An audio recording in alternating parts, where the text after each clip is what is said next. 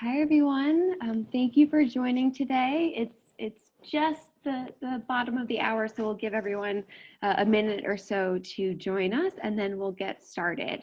For now, please enjoy some of the really great feedback that we've gotten from our teachers and students that you should see on your screen.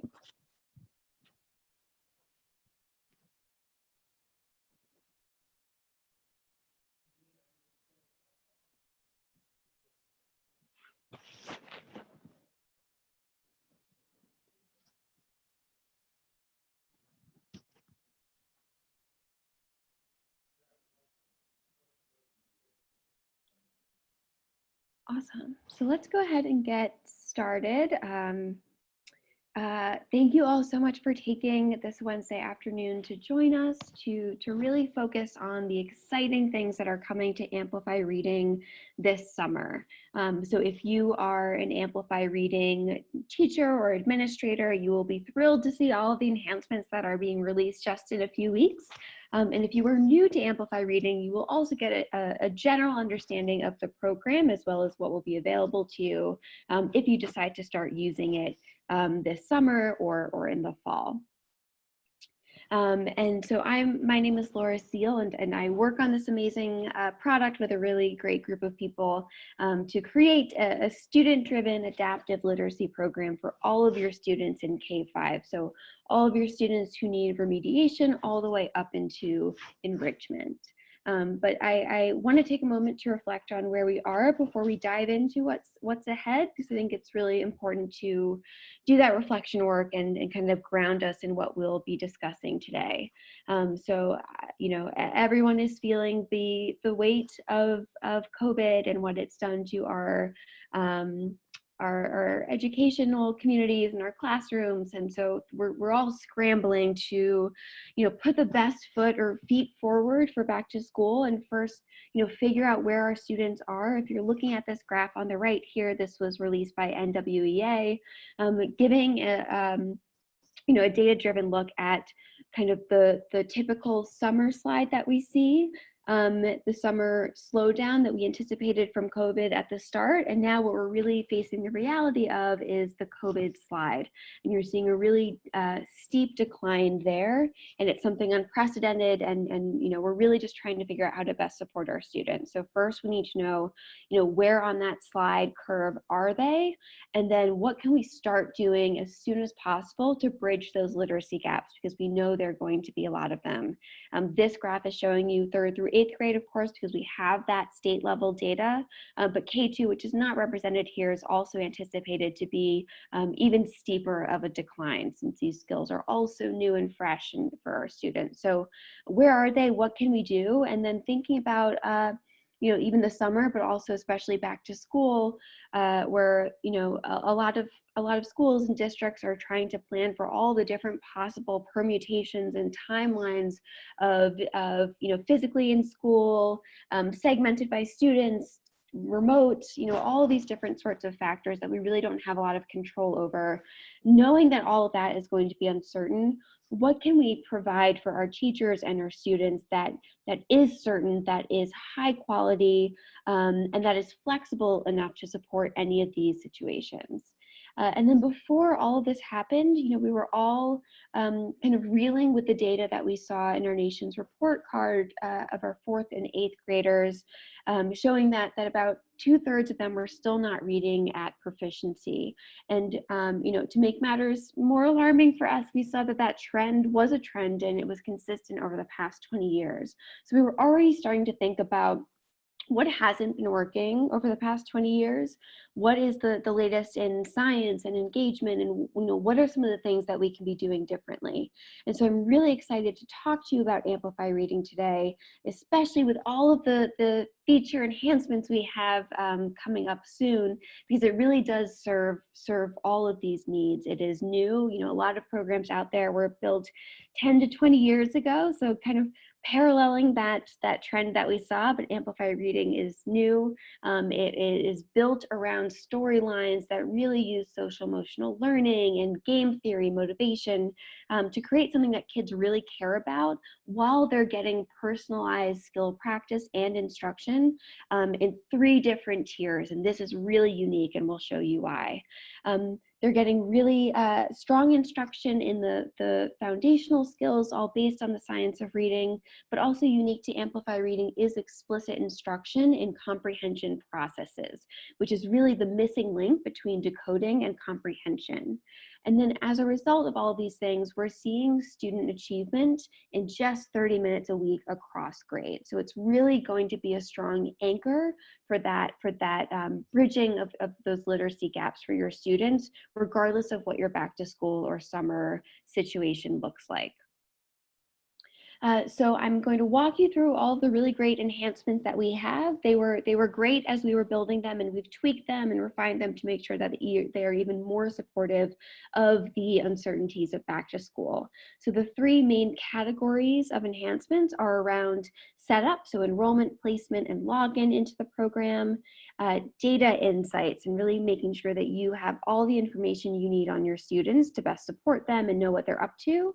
And then new resources to help extend learning at home or in the classroom and help continue to foster a sense of community, even if that community continues to be remote. And all of these features that we'll be speaking about today are launching July 1st unless indicated otherwise. So let's start with the setup piece.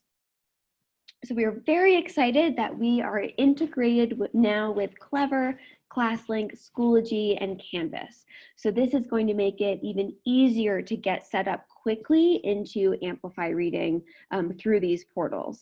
If you are an M-Class user, however, we will continue to enroll students in the platform that you're already familiar with to make sure it's as seamless as possible.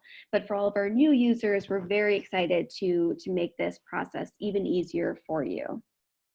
We also have, alongside that, those integrations allowing students to log in more simply, we've launched a QR code login to especially help our youngest learners. We know from experiencing them and hearing from you how challenging it is for students to have to type in information.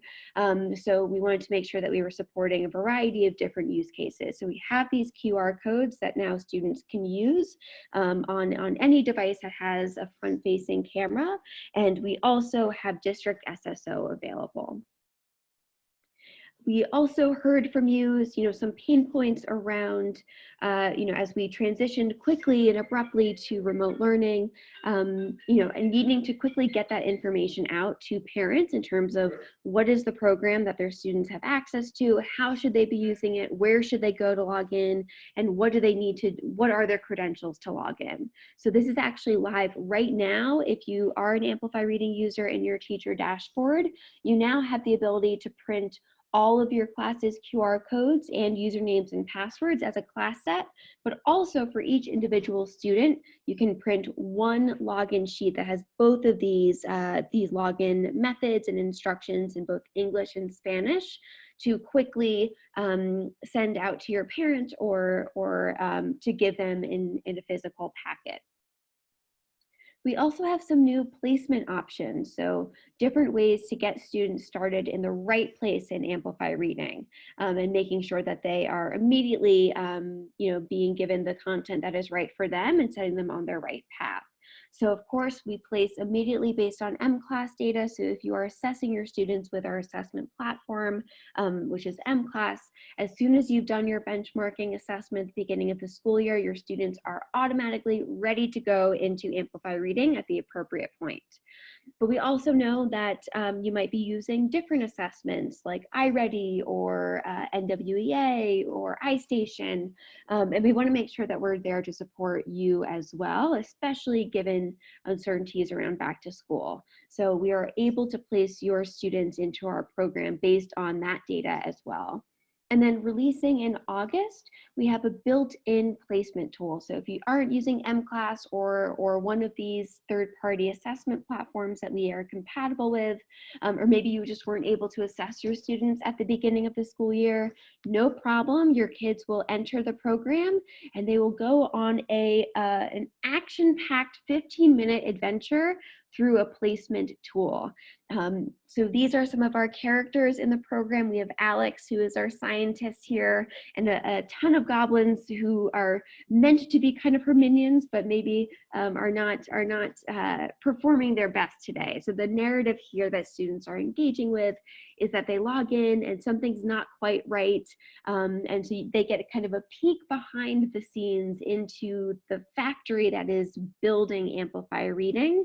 And Alex is going to try to get to know them to help determine where they should start their adventure across the program's various worlds.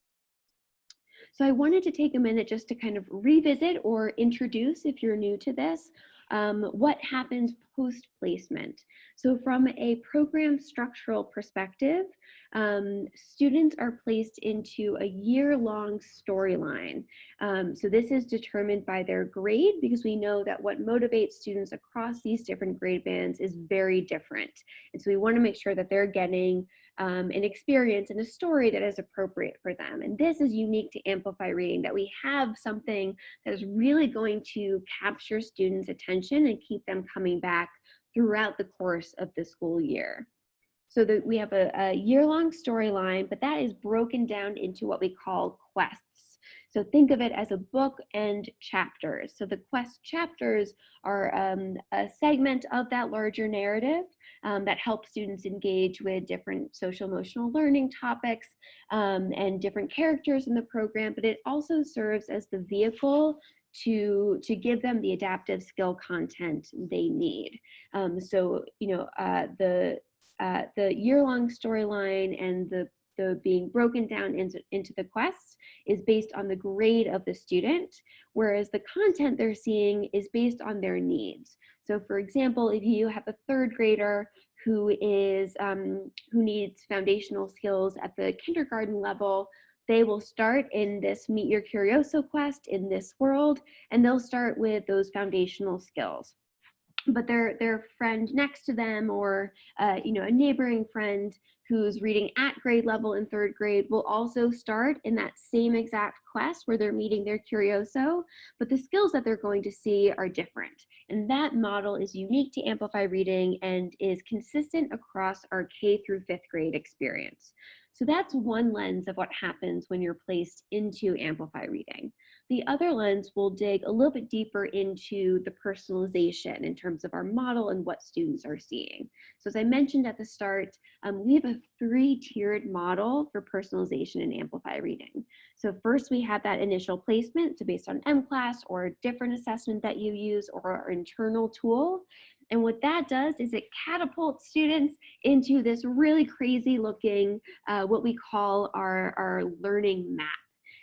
So you'll see here that we have different skill domains. We actually have 13 different skill domains that we take into account in terms of student placement. So a lot of programs have 5 or 6 skill domains that they place students into, but we know that some of those larger skill categories like phonics are really are made up of smaller skill domains, and that students can be at different points within that larger domain. So we want to make sure that we are really looking at that data and putting them at the right spot across these 13 different domains.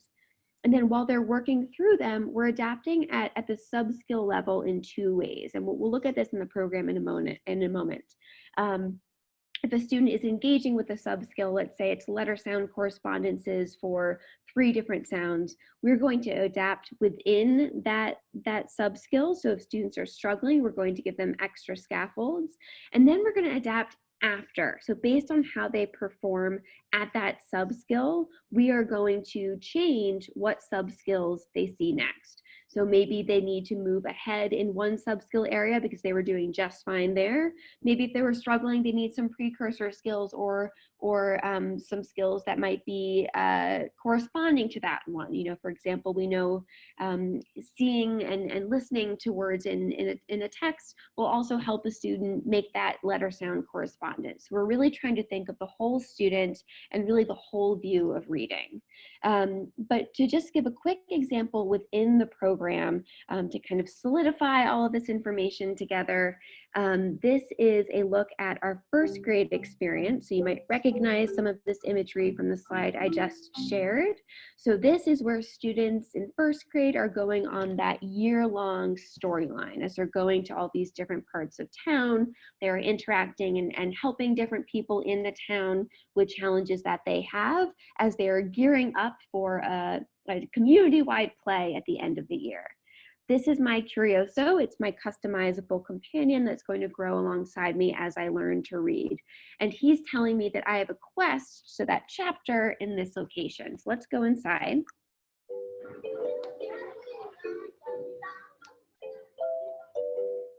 And so here's a different visual of what we were just speaking about. So the quest narrative component here is that I've just met my Curioso. I'm dying to learn more about it, but in order to do so, I have to do some skill work. So these are each representing a different sub-skill across the 13 different skill domains. And so these are going to be based on my initial placement. So students are going to see different content at the start. And then it's also going to be determined by how I perform within these. So let's take a look at one of these games called Picky Goblins. And you might be familiar with how the structure for each game is such that we do an introduction to the skill and the game itself before letting students play itself. So we're going to let it go through that. But before we do, I also just want to call out that this number here is representing that this is level 8 in this game, Picky Goblins. So again, this is representing just one sub-skill, whereas you might have another student who's also in Picky Goblins, but is at a lower level, maybe level 1 or 2, and that's representing a different sub-skill. So let's take a quick look at this game. These toasts have letters on them. This letter makes the sound like in vase. Now you say it. This letter makes the sound Z. like in Zipper. Now you say it. This letter makes the sound B. like in Baseball. Now you say it. This letter makes the sound L. like in Ladder. Now you say it.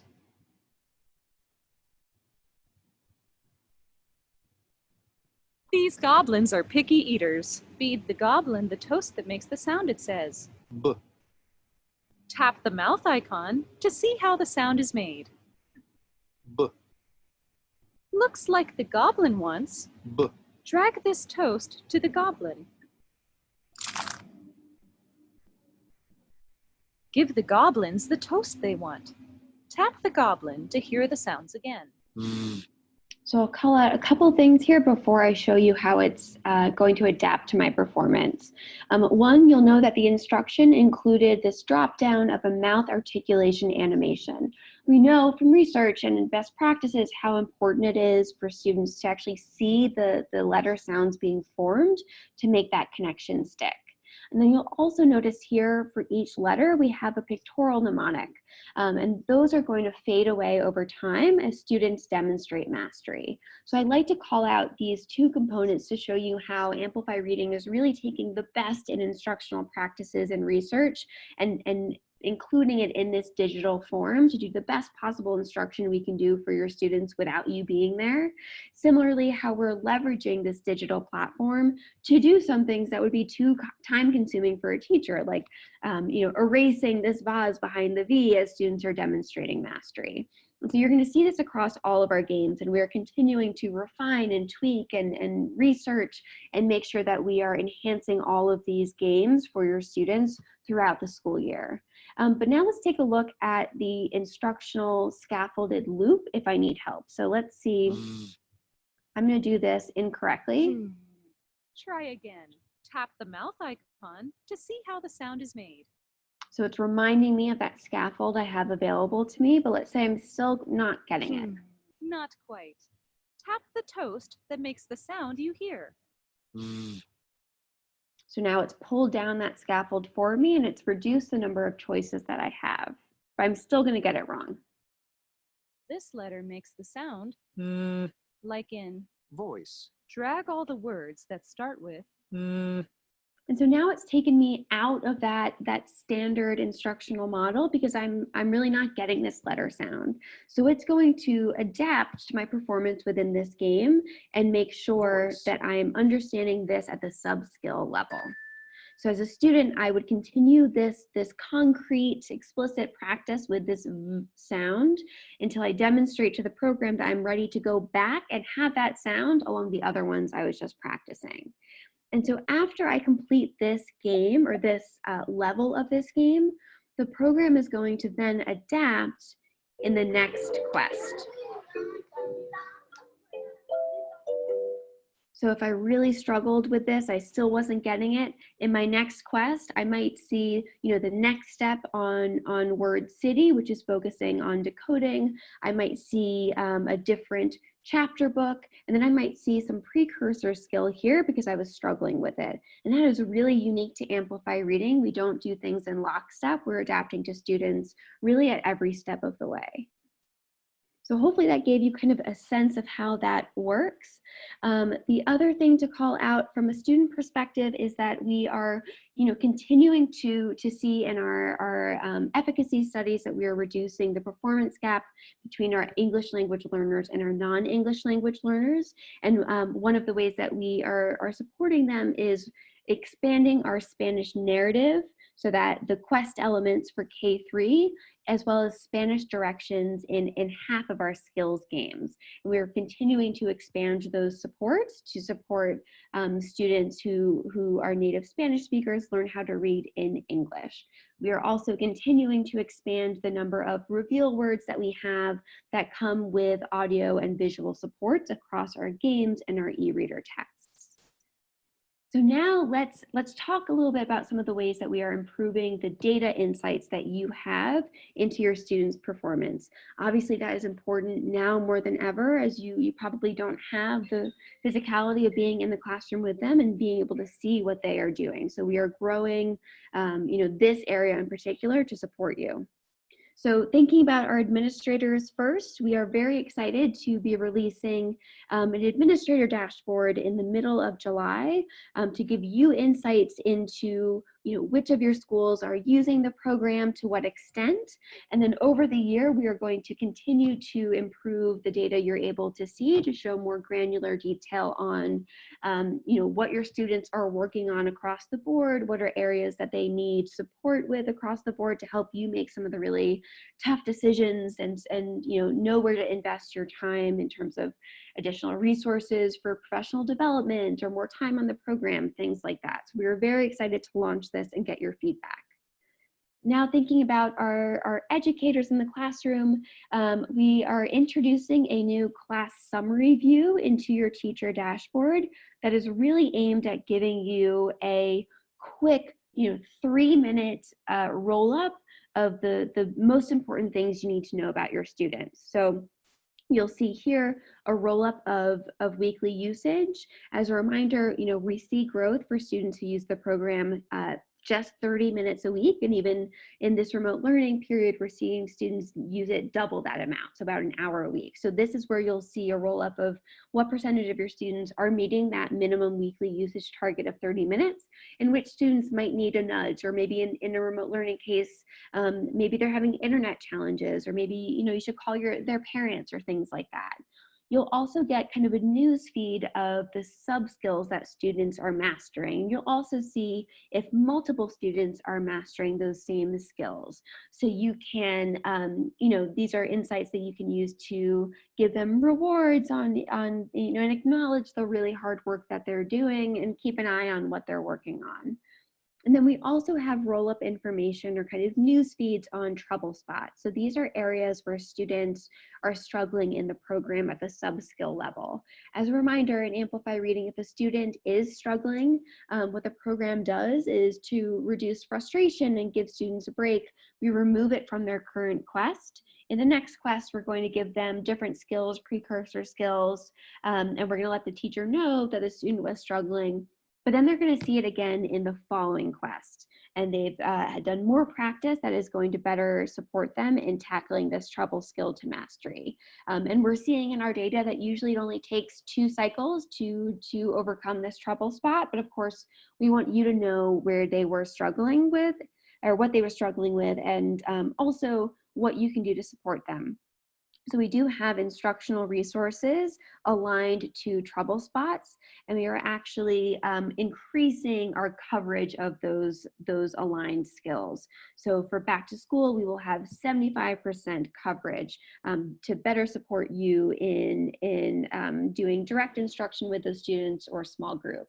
But again, you'll have all of those instructional resources, and you already do, in your resource library via your teacher dashboard. So that's where you can go and look by skill area to use these incredible resources for any type of work that you want to do with your students, kind of even outside of Amplify Reading.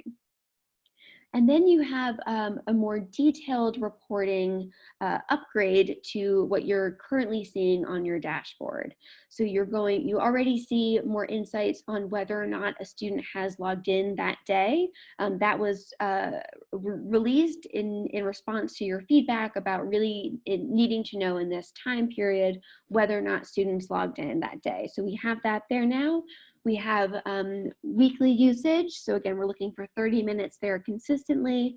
We also now have mastery targets at the sub-skill level. So now you can see what is expected for your students to accomplish in that school year and how far along they are in reaching that target. And then you're going to see more details about their performance across each skill domain. If you are an M-Class user, in August you will see more side-by-sides and roll-up views of your M-Class data next to your Amplify Reading data. And you'll also see that in terms of grouping to help you understand, what your assessment data is telling you about your small groups and what your Amplify Reading data is telling you about individual students. So sometimes these will be the same students, sometimes they will be different students, but we want to make sure that you have those data points side by side to do your own analysis on what your students need and to make sure that you have all the different resources at your fingertips. And we also just wanted to call out that, again, you're seeing in your dashboard progress across 13 different sub-skill domains. And that is really powerful in terms of the level of differentiation your students are getting, as well as the level of granularity in data that you are seeing. I also just wanted to call out 2 really unique content areas that Amplify Reading covers. So in the program, we saw some letter-sound correspondences. So of course, our foundational skill instruction and practice is based on the latest research in science of reading, but we're also the only program to have explicit and systematic instruction in comprehension processes. This is a completely new revolutionary body of comprehension research that we have worked side by side with our partners in the research field to make sure that we are including in our program from kindergarten through 5th grade. Essentially, it is the missing link between knowing how to decode and doing some of the typical comprehension work that we think of like main idea. So these are things that we're doing as fluent readers in our head while we're reading that we don't actually realize we're doing because it's so automatic to us, but actually need to be taught explicitly to our beginning readers, our struggling readers, and our English language learners. And so these are 6 of them that we've included here, and some of which are gap-filling inferences. So authors don't always say explicitly what is going on. You have to do some mental work to fill in the gaps. That's really hard to do for students, and so we need to teach it explicitly. connective words like so, but, because. What role do those have in a sentence, in a passage, and what do they tell you about different connection points? So things like that. We identified these 6 because when taught in isolation, actually moved overall comprehension as well as the needle on these processes themselves. So a quick look at an example in Amplify Reading is one of our games called Unmask That, where students are working on pronoun-noun substitutions. This is a really challenging skill for students that we don't often think of teaching explicitly, because we kind of just assume that students are doing it. So it's really just identifying the antecedent to a pronoun. But you can imagine if a student is reading a passage, they might gloss over the word, the pronoun. They might not take a moment to think about what it really is connecting back to. And if they don't make that connection point explicitly in their head, they're going to have a really completely different understanding of what that text is saying than if they were making that connection. So this game teaches that explicitly. We also take it a step further by making sure that across our skill areas, but really importantly here with comprehension processes, that we are having students transfer that isolated skill work to actual texts. So as students are engaging with our e-reader across K-5, they are doing that work. They're being given opportunities to transfer those skills to make sure that that is really sticking and that transfer is happening. So lastly, we've been reflecting on the current landscape and all the feedback we've been getting from our teachers and our students. And we've really made an effort moving forward to make sure that we are helping to extend learning in different learning environments, and also helping to foster community even when you're not physically together. So we have some new extension activities that are really aimed at extending the learning that's happening in the program, because we know how much students are really enjoying doing that learning work. So for example, we have different printable resources around Picky Goblins, that game we just played together with those letter sound toasts. We have those as flashcards that you can use over Zoom. Parents can use, you can use them in the classroom, utilizing the mnemonics and the gameplay that students are doing in the program in different contexts. Our students love their curiosos and they miss them. So we want to make sure that we are continuing to have that connection points between our curiosos and our students and you. So we have some resources that are asking students to tell their curioso about what they're learning or something new that they did that week. We also have some comprehension practice passages for students in grades 3 through 5. And then more game extension activities, taking some of the gameplay elements and the skill work and giving students an opportunity to transfer them onto a paper activity. And we also have, as I mentioned before, our quests are really unique to Amplify Reading, and it's a huge reason that students love playing the program, and they love doing so time and time again. There's always something new. There are always new characters. And for us, as we were building it, we wanted to make sure that each of these narrative points were infused with social emotional learning as best we could, to make sure that students are getting exposure to some of those really key elements as defined by the CASTLE framework. Of course, we know that those are evolving and really need to evolve to support all of our students and be reflective of the realities of our communities and our world. But we want to make sure that we are bringing some of that magic and the storyline to life.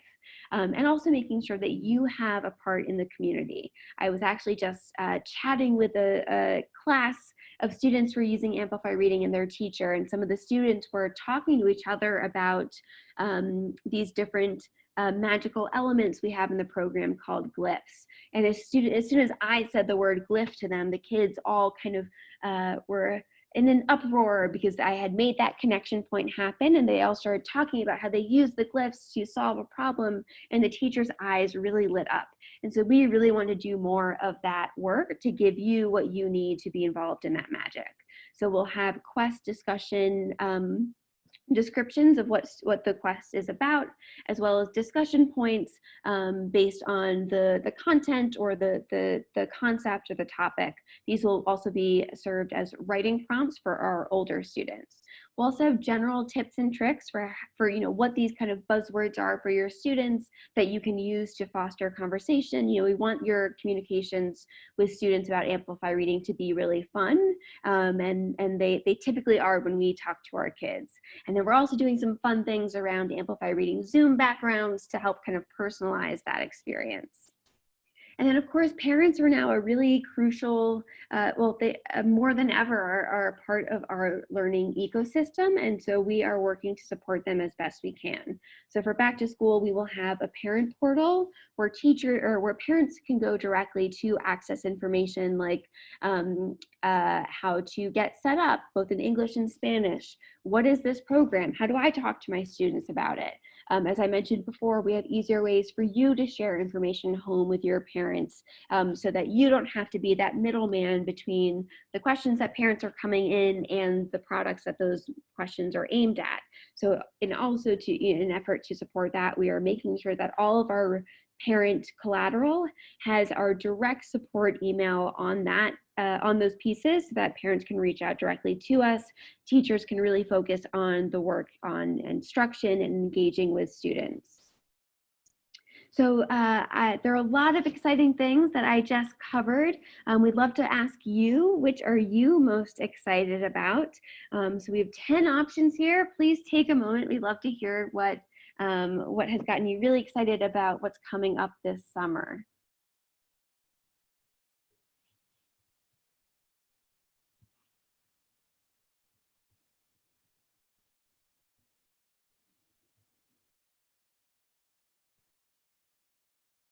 And the polls should be closing soon. Our next step, awesome, lots of exciting things.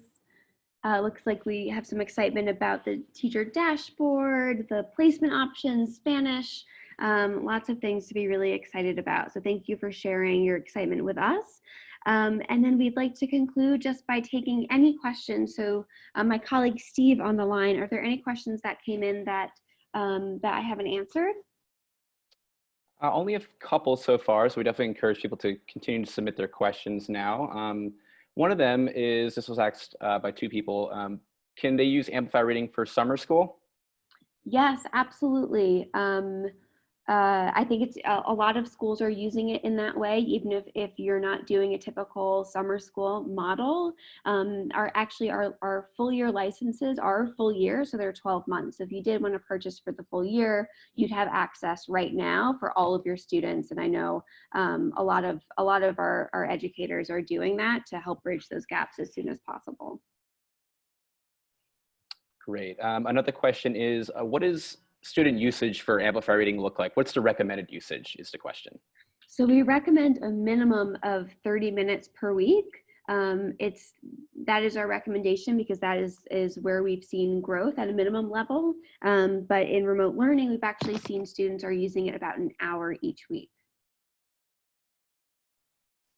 Okay, we have a couple more questions. One of them is, I'm particularly worried about my ELLs. What kind of supports does Amplify Reading have specifically for them? Great question. So there are a couple things. The comprehension processes I mentioned. So things like connective words or pronoun-noun substitutions. Those are really supportive for everyone, but especially for our English language learners. And we've seen in our growth studies that we're actually moving the needle for that population of students, in part because of our explicit instruction there, alongside our reveal words, our audio supports, and if your students are native Spanish speakers, we do have Spanish narrative, so keeping them engaged through the storyline in K through 3, as well as directions to our games in Spanish to help them learn how to read in English. So we're seeing a lot of really strong growth in that community of learners, and so it would be a really great solution for your students. All right, so the last question is, so I have CKLA, how does Amplify Reading connect to it? Great question. So Amplify Reading is built on the same science of reading scope and sequence and instructional practices as CKLA. The great thing about it, though, is that it is, because of how it's differentiated, your students are getting remediation through enrichment along that scope and sequence that is established and that you trust. So it's really providing differentiation to your core instruction. Also, the e-reader texts are aligned to the knowledge domain, so giving students extra exposure to some of those diverse topics from the knowledge arena. And then our vocabulary word list is the same Tier 2 vocabulary word list. So it's a really great kind of enhancement to your core program.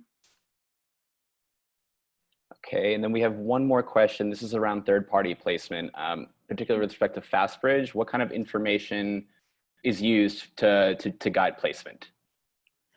That's a great question. I don't know the measures well enough to say that, but I know we would just need to, you would need to share your FastBridge assessment data with us, and then we would put it into our system. So I'm happy to dig deeper and follow up. Maybe if that person wants to share their email, Steve. Yes, Amanda, we'll make sure we follow up with you and get you a more in-depth answer on that. Laura, we have one final question just came in from Shonda. She wants to know, what does grade 6-8 for Amplify Reading look like? Great question. So our 6th through 8th grade program has a lot of the same elements in terms of our approach to instruction and engagement. So the narrative in middle school is that you are in a dystopian world. We know how much kids in that age group love dystopian novels. And you are part of a team called the Last Readers. In your dystopian world, the machines have taken over. They have removed books from your universe. No one knows how to think for themselves anymore. And so you are kind of part of this rebellion group to kind of shake your world and re-energize folks in the understanding of the power of reading and how you're really powerless if you don't have that ability. And so you're doing that through really guided and significant instruction in close reading. So it's really focused on that skill area. So it's really great for students who are working on that kind of thing. We also have some students who might need more remediation in middle school, and we're finding that some of the older content in our K-5 program is really supporting them. Okay, great. There's one more question about, does Amplify Reading work for pre-K special ed? I believe the answer is no, but if you want to take that one, Laura. Yeah, so we don't currently have a pre-K program in Amplify Reading. Steve, I don't know if there's anything from CKLA that might be a good solution there.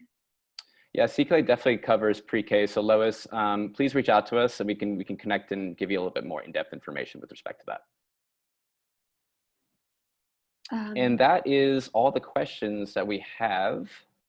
Awesome. So, you know, a couple more slides, but please keep sending them in. I just wanted to thank you for all of your time, and just, you know, from our Amplify Reading family to yours, just wanted to express how crucial it is that we partner with you all. And, you know, this is kind of our framework for how we develop our program. So we build something, we measure, we listen to you all, and then we iterate and we build something new based on what you need. So we're very excited about the enhancements that I just spoke about, because hopefully you also feel like they are supportive of your needs and back to school realities. So please continue to share your feedback with us. It is so crucial for us to create the right program for you and your students. So we really thank you for your time today. We wanted to share a couple of pieces of information before you leave. If you are dying to get more information right now, you know, maybe around summer school, or you know, you have to use this year's funding before it runs out on June 30th. We have this URL for you to go to directly, but we will also reach out to you after this with some more information and contact information if you want to continue this conversation. We are also doing some more sessions in the coming weeks. So if you are an M-Class user, we have a session tomorrow on the connection points. On Friday, we are going to talk about what makes Amplify Reading different than other programs that you've used in the past. Then we're doing a parent night on the 22nd. So this is really geared at parents who are using the program or have students who are using the program, making sure that they know what it is and what they need to support their kids. And then we also have a workshop on CKLA and Amplify Reading that will help dive into some of those connection points. So we hope that we will see you there.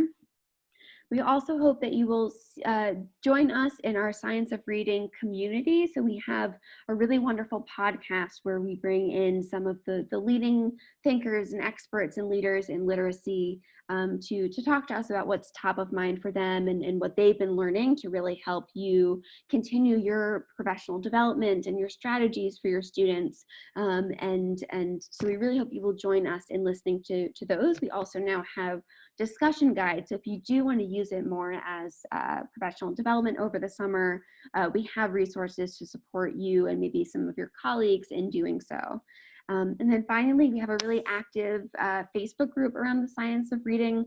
It's really product agnostic, so it's meant to support you being in a community with other folks who are also trying to do the best and learn about the science of reading and get advice from other educators on what they're doing in classrooms.